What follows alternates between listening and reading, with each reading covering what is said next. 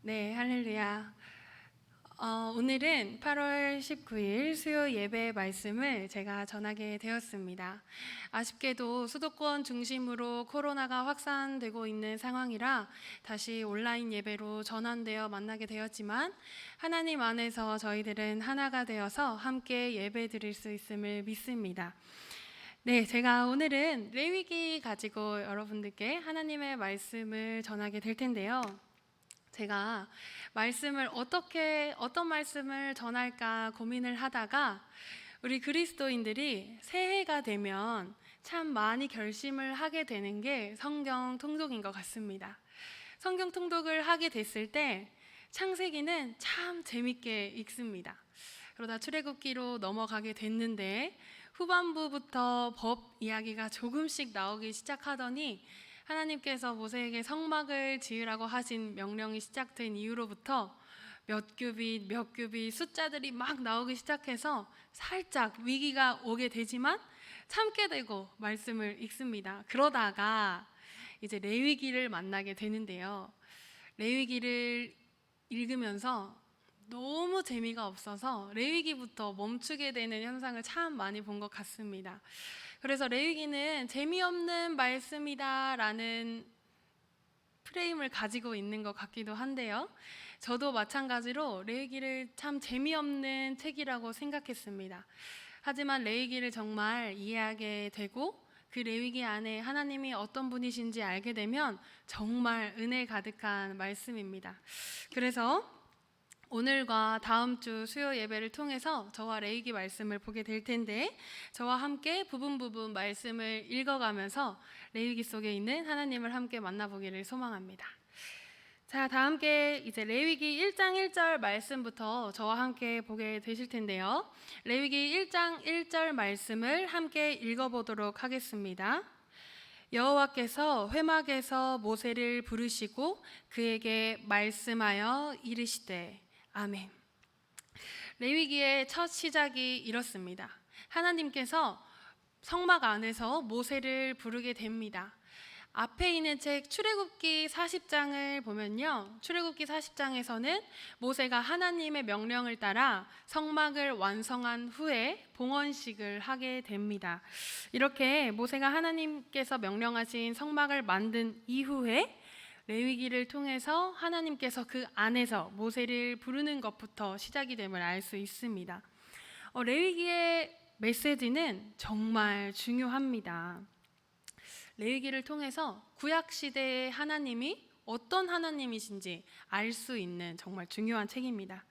그래서 이 레위기 책을 통해서 하나님께서 어떻게 이스라엘 백성들과 거룩하신 하나님께서 관계를 어떻게 맺고 있는지 그리고 유지를 할 수 있는지에 대한 기초적인 것을 알 수 있게 됩니다. 그래서 제가 레위기를 몇 가지 포인트를 가지고 우리 화곡중앙교회 성도 여러분들께 설명을 드리고 싶은데요. 레위기는 제가 4가지 포인트로 나눠서 함께 살펴보도록 하겠습니다. 첫 번째 포인트는 바로 하나님의 임재입니다. 제가 앞서서 전해드렸듯이 출애굽기는 하나님께서 모세에게 성막 건설을 명령하시고 나서 하나님께서 부르시는 것부터 레위기에서 시작이 되는데 그 성막 안에서 하나님은 직접 모세를 부르십니다. 이렇게 하나님께서는 성막 안에서 모세를 만나셨고 그리고 백성들을 만나게 되십니다. 그리고 그 임재하심을 성막 안에서 그리고 그 진영 가운데서 백성들에게 보여주십니다. 그럼 성막 안에서 어떻게 하나님께서 그 임재를 보여주셨는지 레위기와 민수기에 나오는 말씀을 하나씩 읽어보도록 하겠습니다. 첫 번째 말씀은 레위기 9장 23절, 24절 말씀입니다. 다 함께 저와 읽어보도록 하겠습니다. 시작. 모세와 아론이 회막에 들어갔다가 나와서 백성에게 축복하매 여호와의 영광이 온 백성에게 나타나며 불이 여호와 앞에서 나와 제단 위에 번제물과 기름을 사른지라 온 백성이 이를 보고 소리 지르며 엎드렸더라. 아멘. 네, 제가 24장 말씀을 함께 읽었군요. 네, 이 9장 23절은 24절 말씀은요, 바로 아론이 제사장이 되어서 하나님께 첫 제사를 올리고 난 이후에 하나님께서 그 제사를 불로 임하셔서 사르셨는데, 그 모습을 보고 이스라엘 백성들은 경외하는 마음으로 소리 지르며 엎드리는 모습을 볼 수 있습니다. 그리고 민수기 7장 89절 말씀도 함께 읽어보겠습니다. 시작. 모세가 회막에 들어가서 여호와께 말하려 할 때에 증거궤 위 속죄소 위에 두 그룹 사이에서 자기에게 말씀하시는 목소리를 들었으니 여호와께서 그에게 말씀하심이었더라. 아멘. 이렇게 여러 가지 방법으로 하나님께서는 그 임재를 나타내셨습니다. 성막과 이스라엘 백성들이 사는 진영은 하나님의 임재를 경험할 수 있는 곳이자 그 임재를 의식하며 살아가는 곳이었습니다. 우리 여러분들은 하나님의 임재를 직접적으로 경험하실 때 어떤 마음이 들 것 같으신가요? 진짜 내가 지금 믿고 있는 하나님을 눈으로 봤을 때 갑자기 큰 불이 임해서 내 앞에 있는 내 예배 성경책을 불사른다든지, 아니면 구름이 가득해서 그 영광을 우리가 직접 만나볼 수 있다면, 정말 내가 믿는 하나님, 나를 지켜주시는 하나님이 나와 정말 함께 하시는구나 라는 기쁜 마음과 동시에 하나님을 향한 경외함이 생겼을 겁니다. 이처럼 성막은 이스라엘 백성들이 하나님을 만날 수 있는 그런 곳이었습니다. 그리고 이제 두 번째 포인트를 보게 될 텐데요. 두 번째 포인트는 바로 거룩입니다. 레위기에서 하나님께서는 자신을 거룩한 하나님으로 알려주십니다. 오늘 본문 말씀이었던 레위기 19장 2절 말씀을 다 함께 다시 한번 읽어보도록 하겠습니다. 너는 이스라엘 자손의 온 회중에게 말하여 이르라. 너희는 거룩하라. 이는 나 여호와 너희 하나님이 거룩함이니라. 아멘. 이처럼 거룩은 하나님의 근원적인 본성입니다. 하나님을 다른 모든 것들과 구별시키는 것이 바로 하나님의 속성이신 거룩인 겁니다. 성막에 함께 임재하신 하나님을 목격하는 것을 통해서 이스라엘 백성들이 하나님을 경외하는 것을 불러일으켰을 겁니다. 경외는 공경하면서도 두려워하는 마음인데요, 그 마음을 가지는 것이 절대 이상할 것이 아니었을 겁니다. 이 두려움 때문에 백성들이 두 가지 모습으로 나뉘었을 겁니다. 첫 번째는 무서워서 물러서거나, 또는 하나님의 존재, 그분이 어떤 분이신지 깨닫고 그분을 향한 회개와 경배를 드리게 되었을 겁니다. 이런 이스라엘 백성들이 경험했던 것처럼 지금 우리는 구약 시대처럼 하나님을 직접적으로 체험하는 것은 불가능한 시대를 살아가고 있습니다. 하지만 하나님이 어떤 분이신지 알고 그 은혜를 경험한 자들은 그 삶을 대하는 자세가 천차만별일 겁니다. 우리의 삶 속에서 하나님을 경험한 그리스도인들이라면 각자의 삶 속에서 하나님을 경외함으로 그에 대한 태도가 완전히 하나님께로 향할 것입니다. 다시 본론으로 돌아가서 다시 말씀을 읽도록 할 텐데요. 읽을 말씀은 출애굽기 19장 5절에서 6절 말씀입니다. 네, 출애굽기 19장 5절에서 6절 말씀 함께 읽어보도록 하겠습니다.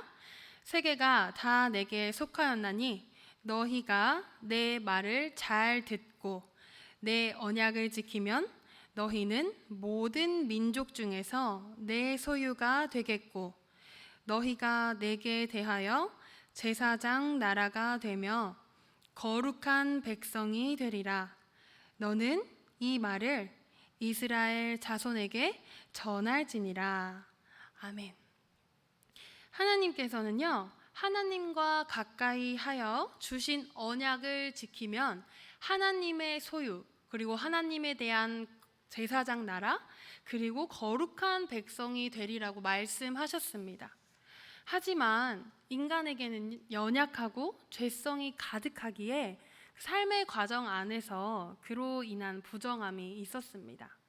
그래서 따라서 하나님이 계시는 진영 안에서 정결하게 되도록 살기 위해서 정결하게 되도록 규정된 의식과 율법을 지켜야만 했습니다. 그래서 지켜야 할 법이 바로 하나님께서 주신 그 율법이 레위기 안에 있는 법입니다. 이스라엘 공동체 안에서는 거룩한 것과 속된 것을 분리하여서 하나님을 따라 거룩함을 유지하는 것이 공동체 그리고 개인이 드려야 하는 제사뿐만 아니라 하나님의 소유 그리고 거룩한 나라가 되기 위해서 주변 나라의 우상 숭배와 부도덕으로부터 멀어져야 했습니다. 따라서 레위기 안에 있는 1장과 10절에서부터의 제사법과 11장부터 마지막 27장까지의 정결법, 즉 일상생활에서 지켜야 할 법이 필요했습니다. 그래서 선택한 이스라엘 백성들을 사랑하시는 하나님께서는 그 백성들이 거룩함을 지키기 위해서 율법을 제정하신 겁니다. 이 법들은 인간의 삶의 무수한 일상 속에서 그 문제들을 통제함으로써 거룩한 개념이 그 삶 안에 스며들게 하셨습니다. 자, 이렇게 또 하나님만이 거룩하시기 때문에 어느 사람이든지 물건이든지 하나님과 가까울 때 거룩함이 있었습니다. 그래서 이제 저와 함께 성막의 구조를 한번 보게 될 텐데요. 이렇게 성막 문과 성막 뜰 그리고 가운데에 번제단이 있습니다. 이 번제단에서는 그 제사를 드리는 곳이었는데 이곳에서 레위인들이 일을 했습니다. 그리고 성막, 이제 중요한 성막인데 성막 안에 휘장, 바깥 휘장을 열고 들어가면 성소가 있습니다. 그 성소부터는 제사장들만 들어갈 수 있게 되고 분향단을 지나 휘장을 걷게 되면 그 안이 바로 우리가 잘 알고 있는 지성소입니다. 지성소 안에는 모세가 시내산에서 받아온 돌판이 들어있는 그 언약궤가 들어있는데 그 지성소 안은 대제사장만이 들어갈 수 있었습니다. 제가 성소 안에 있는 것도 PPT로 봤는데 한번 보시면 더 자세하게 보실 수 있을 것 같습니다. 이렇게 지성소는요, 거룩들 중에 거룩한 곳이었습니다. 이렇게 성막 안에 직분 따라서 들어갈 수 있는 곳이 달랐습니다. 이처럼 하나님과 가까울수록 직분에 따라서 더 거룩해져야만 했습니다. 물론 지금은 성막과 제사장이 필요하지 않습니다. 왜냐하면 예수님이 그 대신하여 십자가에 달려 죽으셨기 때문입니다. 그래서 우리의 죄를 예수님이 대신하여서 속죄하셨기 때문에 제사를 드려야 하는 성막과 제사장이 따로 필요하지 않는 겁니다. 그래서 예수님을 믿음으로써 하나님의 자녀되는 권세를 우리가 가지게 되었는데요. 지금은 우리가 어떤 존재이냐를 알아보자 하면 다 함께 고린도전서 6장 19절에서 20절 말씀을 함께 읽어보도록 하겠습니다. 고린도전서 6장 19절 20절 말씀 함께 읽습니다. 너희 몸은 너희가 하나님께로부터 받은 바 너희 가운데 계신 성령의 전인 줄을 알지 못하느냐. 너희는 너희 자신의 것이 아니라 값으로 산 것이 되었으니 그런즉 너희 몸으로 하나님께 영광을 돌리라. 아멘. 지금 우리는 무엇이라고 성경에서 말씀하신가요? 바로 우리가 성령의 전입니다. 성령 하나님께서 계시는 교회가 되는 겁니다. 분리되었던 휘장이 예수님이 십자가에 달려 돌아가셨을 때 그 휘장이 찢어지게 됩니다. 이렇게 갈라지면서 이제는 우리가 그 거룩한 성령 하나님이 계시는 전이 되게 되는 겁니다. 이렇게 우리가 있는 곳이 바로 거룩한 땅, 지성소가 되어야 함을 알 수 있습니다. 이렇게 하나님은 레위기 안에서 하나님의 속성이 거룩하시고 그에 따른 백성들이 거룩해야 함을 알려주시고 계시는데 이제 또 레위기 안에 있는 세 번째 포인트는 바로 희생입니다. 희생은 레위기 안에서도 굉장히 중요한 또 다른 포인트로 볼 수 있는데요. 거룩한 하나님과의 관계를 맺기 위해서 드려지는 속죄의 의미와 여러 가지의 의미가 있는 제사를 드리기 위해서는 모두 희생을 통해 이루어지게 됩니다. 이제 제사를 드릴 때 드려지는 예물은요, 주위에서 우리가 그냥 잡아서 드리는 제물들이 아니라 레위기 1장 2절에 나와 있듯이 가축으로 즉 자신의 소유를 하나님께 바쳐야만 했습니다. 당시 가축은 굉장한 노동력이고 엄청난 식생활로서 큰 재산이라고 볼 수 있는데요. 하나님께서는 그것들을 바치라고 하셨습니다. 이렇게 레위기 안에 있는 제사는 5가지로 나눌 수 있는데 바로 번제와 소제, 그리고 화목제, 속죄제, 속건제로 나뉘게 됩니다. 곡식을 드리는 소제 빼고는 모두 피 흘림의 제사인데 이 피 흘림으로써 속죄의 의미를 가지게 됩니다. 이 제사를 제가 또 2가지의 속성으로 나눠서 설명드릴 텐데 바로 첫 번째는 번제입니다. 번제는 완전히 불태워서 완벽하게 향기를 올려드리는 헌신을 뜻하게 되는데 매일 아침 드려지는 상번제와 그리고 안식일, 속죄일 등 절기와 같은 중요한 날에 드려지는 제사들입니다. 그리고 2번째는 소제입니다. 소제는 첫 이삭을 드리거나 또 부가적인 제사로 따로 드려지게 되는데요. 이 소제는 집에서부터 준비를 해와야 하는 제사였습니다. 가루를 고운 가루로 갈고 그때 당시에 밀가루처럼 가르려면 얼마나 많은 시간을 들여야 했을까요? 이처럼 고운 가루로 갈고 또 기름을 넣고 소금을 치는 등등 이 예배를 집에서부터 준비해야 하는 모습을 볼 수 있는데 이 소제를 통해서 우리의 예배도 소제와 같이 이 교회에서뿐만 아니라 그리고 우리가 예배를 드리는 시간뿐만 아니라 우리가 그 예배를 준비하는 과정 안에서 그 전부터 우리가 경건한 마음으로 하나님께 드릴 예배를 준비해야 함을 알 수 있습니다. 그리고 3번째는 화목제입니다. 화목제는요, 자원, 서원, 감사하는 마음을 드리는 제사로서 자발적으로 드리는 제사입니다. 이것들은 이웃들과 함께 나누는 제사였는데 하나님께서는 자기 백성들이 서로 친목을 가지고 나누는 것을 기뻐하셨음을 알 수 있습니다. 이렇게 위에 있는 3가지 제사는 공동체에 의해 드려진 제사입니다. 이제 그리고 2번째 죄를 대속하는 제사인데 바로 속죄제와 속건제입니다. 속건제는 부지 중에 하나님의 성물을 건드렸을 때 그에 대한 죄를 지었을 때 드려지는 제사입니다. 그리고 속죄제는요, 중요한 제사라고도 말할 수 있는데요. 우연히 혹은 인간의 연약함으로 인해서 죄를 지었을 때 드려지는 제사입니다. 인간은 누구나 죄를 짓기 때문에 직분에 따라서 제물이 다양했습니다. 보면요, 제사장과 온 이스라엘 회중들, 온 백성들이 죄를 지었을 때는 흠없는 수소로 제사를 드려야 했습니다. 그리고 족장들은 흠없는 수컷 염소, 평민들은 흠없는 암염소나 어린 암양, 그리고 서민들은 산 비둘기 또는 집 비둘기 2마리, 극빈층은 고운 가루 10분의 1 에바를 드리게 되었는데 여기서 하나를 제가 말씀드리자면 극빈층들은 소제로 속죄제를 드리게 됩니다. 곡식 가루로 속죄제를 드리게 되는데 피 흘림이 없는데도 가능하냐라는 질문이 들으실 수 있어요. 제가 아까 소제 설명해드렸듯이 부가적인 제사로 드려진다고 했죠. 이처럼 소제는 드렸을 때 번제와 함께 드렸다고 합니다. 이처럼 피가 함께 있기 때문에 속죄제로 드려질 수 있었습니다. 자, 이렇게 직분에 따라서 어떻게 속죄제의 제물이 드려졌는지 살펴보았는데요. 보시면 하나님께서 형편에 따라 제물을 나눠 주셨습니다.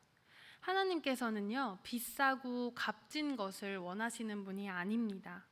이것을 점점 재물의 등급이 높다 해서 하나님께서 그걸 통해서 기쁘게 받으시는 분이 아니십니다. 하나님은 형편에 따라 재물을 나눠 놓으시고 고운 가루로라도 죄를 속죄할 수 있도록, 정말 가난한 극빈층이라도 소를 구할 수 없는 이들에게도 하나님께서는 그들의 형편에 맞게 죄를 속죄할 수 있도록 그 재물을 정해 주셨습니다. 이렇게 하나님은 재물의 등급에 중점을 두시지 않으시고 흠이 없는 것, 즉 마음을 보시는 하나님이십니다. 내가 11조를 얼마나 했고 내가 봉사를 얼마나 했는지에 따라서 하나님께서 기뻐 받으시는 분이 아니라 그 양보다 하나님께 드리는 그 마음이 어떤 마음이신지 보시는 분이 바로 하나님이시고, 그 마음을 기쁘게 받으시는 분이 하나님이심을 레위기 말씀을 통해서 알 수 있습니다. 이렇게 하나님은요, 희생되는 동물을 잡고 속죄의 의미로 또 피를 뿌리게 하셨는데요, 그 피는요 직분에 따라서 뿌리는 범위가 달랐습니다. 또 PPT를 통해서 제가 또 기록해놨는데, 제사장은요 휘장 앞 지성소 앞에 있는 분향단에도 바르고 휘장에도 뿌리고 번제단에도 쏟게 합니다. 그리고 온 회중은 제사장이 휘장에 피를 뿌리고 번제단에 피를 또 바르고 붓게 됩니다. 나머지 족장, 평민, 서민들은 번제단에 피를 뿌리게 되는데요, 왜 제사장은 휘장에도 피를 뿌리고 지성소 앞에 있는 분향단에까지도 피를 발라야만 했을까요? 이는 제사장의 활동 범위가 거기까지이기 때문입니다. 제사장은 지성소까지 들어가기 때문에 거기까지의 속죄의 의미로 피를 뿌려야만 했습니다. 이처럼 지도권이 높을수록 직분에 따라서 죄의 파괴력이 더욱 커짐을 알 수 있습니다. 우리가 교회 내에서 가지고 있는 직분들을 통해서 이것들이 하나님께서 허락하신 직분자로서 우리가 사명감과 각 그리스도인들이 향하는 발걸음과 있는 곳에서 우리가 어떤 마음과 어떤 모습을 가지고 살아가야 하고 보여주어야 하는지 이 구약시대의 율법을 통해서 돌아볼 수 있습니다. 각 그리스도인들이 움직이는 활동 범위 안에서 그 영향력이 얼마나 크게 끼치는지 매 순간 우리들이 생각하고 그 생각을 통해서 하나님께 영광을 올려드려야 할 것입니다. 이처럼 하나님께서 레위기에서 보여주시는 희생은 그것을 통해 죄로 인해 생긴 부정함을 정화하고 죄인인 인간과 하나님 사이의 관계의 회복을 시키시는 것을 의미합니다. 이제 마지막 네 번째 포인트입니다. 네 번째 포인트는 바로 레위기와 예수님입니다. 레위기를 통해서 우리는 예수님이 어떤 분이신지를 다시 한번 돌아볼 수 있는 책으로 볼 수 있는데요, 제가 앞서 말씀드렸던 희생, 레위기 속 안에서 드려지는 제사들의 희생 제물을 통해서 예수 그리스도의 죽음이, 예수 그리스도의 희생이 어떤 것인지 이해하는 게 굉장히 중요합니다. 예수님의 십자가의 구원 역사를 통해서 죄 사함을 받고 그를 믿는 자마다 영생을 얻게 되었습니다. 따라서 예수님께서 우리의 죄 때문에 대신하여서 속죄 제물이 되셨습니다. 이에 따른 신약 말씀을 한번 보게 될 텐데요, 로마서 3장 25절 말씀인데, 제가 개역개정 말씀과 새번역 말씀을 두 가지를 준비했는데 우리는 새번역 말씀을 한번 읽어보도록 하겠습니다. 로마서 3장 25절 상반절 말씀인데 앞에 화면을 보시고 함께 읽어보도록 하겠습니다. 시작. 하나님께서는 이 예수를 속죄 제물로 내주셨습니다. 아멘. 우리가 보는 개역개정 성경 안에서 속죄제물이라고 나와 있지 않고 화목제물이라고 나와 있습니다. 그래서 제가 새 번역을 읽게 됐는데, 이게 왜 이렇게 됐냐면 원어가 화목제물 안에 그 원어가 속죄소라는 의미를 가지고 있습니다. 그래서 새 번역에서는 속죄제물로 번역을 다시 했는데요. 저는 예수님께서는요, 우리의 죄를 대신하여 드려진 속죄제물이심을 알 수 있습니다. 이렇게 우리의 죄가 예수님을 통해 예수님의 희생을 통해 사함을 받음을 알 수 있습니다. 그리고 두 번째에서는 신약에서 예수님을 최후의 대제사장이라고 표현합니다. 히브리서 4장 15절 상반절 말씀을 또 함께 보시게 될 텐데 함께 읽어보도록 하겠습니다. 시작. 우리에게 있는 대제사장은 우리의 연약함을 동정하지 못하실 리가 아니요. 아멘. 레위기에 있는 대제사장은요, 이스라엘에 1년에 딱 한 번 7월 10일 대속죄일이 있습니다. 이 대속죄일에는 대제사장이 지성소에 한 번 들어가는 날인데요. 이처럼 예수 그리스도께서 우리의 대제사장이 되십니다. 이 대제사장이란 특별한 위치를 통해서 레위기 안에서 대제사장이 어떤 역할인지 알 수 있듯이 예수님께서 우리를 위해 우리의 구원을 위한 특별함이 부여되어 있음을 알 수 있습니다. 그리고 세 번째는요, 성막에서 끊임없이 첫 번째로 제가 포인트로 하나님의 임재를, 성막 안에서의 하나님의 임재를 설명드렸듯이 하나님께서 백성들과 성막 안에서 교제하셨습니다. 저는 예수님께서는 스스로 자신을 믿는 모든 사람을 위한 성소가 되셨습니다.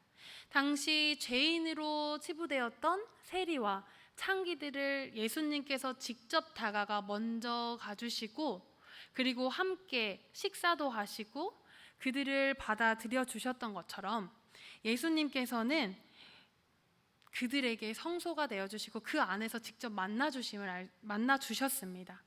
구약시대의 적절한 희생을 통해서 죄를 사함 받았다면 우리는 예수님을 통해 죄 사함을 받았고, 더 나아가 우리는 성령 하나님이 계시는 전임을 알 수 있습니다. 이제 말씀을 마무리하려고 합니다. 지금 현재 레위기의 시대적과 삶의 배경이 현대 사회와는 너무나도 다름을 알 수 있습니다. 지금 우리가 보기에 이해도 가지 않고 또 공감대가 없어 읽기가 힘들기도 합니다. 하지만 사랑하는 백성들을 위해 함께 하시고픈 하나님께서 직접 제정하신 법입니다. 우리가 그 법을 이해하기 위해서는 그 법을 제정하신 하나님이 어떤 분이신지 먼저 알아야 합니다. 이처럼 레위기는 그 백성들을 사랑하신 하나님께서 제정하신 법이 모여 있는 책인데, 제가 4가지 포인트로 말씀 전해드렸듯이 임재와 거룩, 그리고 희생, 예수 그리스도 4가지 키워드로 레위기를 보았는데요. 이것을 통해서 우리 현재 삶에 적용시켜 보시길 바랍니다. 성막을 통해 이스라엘 백성들과 함께 소통하셨던 하나님께서 지금은 우리 가운데 계십니다. 내 안에 계신 하나님, 곧 내가 바로 레위기로 따지면 성막입니다. 그 성막 안에서 거룩하신 하나님이 백성들에게 거룩하라고 명령하셨던 것처럼 나도 거룩해야 함을 알 수 있습니다. 하나님께서 거룩하라 명령하셨던 그 뜻을 따라서 지금 우리가 서 있는 곳, 그리고 속해 있는 공동체에서 예수님을 닮은 모습으로 증거하기를 소망합니다. 다 함께 말씀을 가지고 기도하기를 원합니다. 하나님께서 주의 백성들에게 거룩하라 명령하신 하나님의 말씀을 따라서 우리가 속해 있는 공동체 안에서 거룩함을 드러내게 해주시라고 우리 함께 말씀을 가지고 기도하기를 소망합니다. 하나님께서는 내가 거룩하듯이 너희들도 거룩하라 명령하셨습니다. 지금 우리에게도 하나님께서 동일하게 하시는 명령이심을 받아들여야 합니다.